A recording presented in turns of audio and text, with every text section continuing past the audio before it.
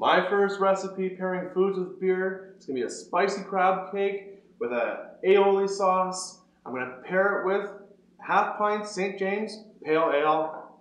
I'm going to be using some Manitoban flax oil and some fresh herbs and our own gourmet seasoning.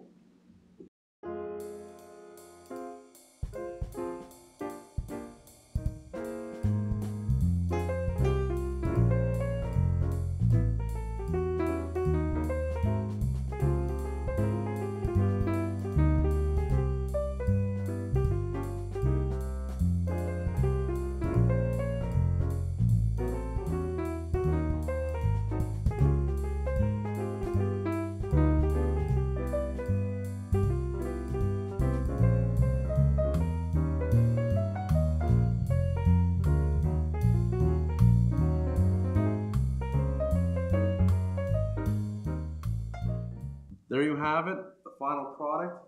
Will pair very nicely with a half pint pale ale. Up next, Chef Peter preparing a beer and cheese fondue.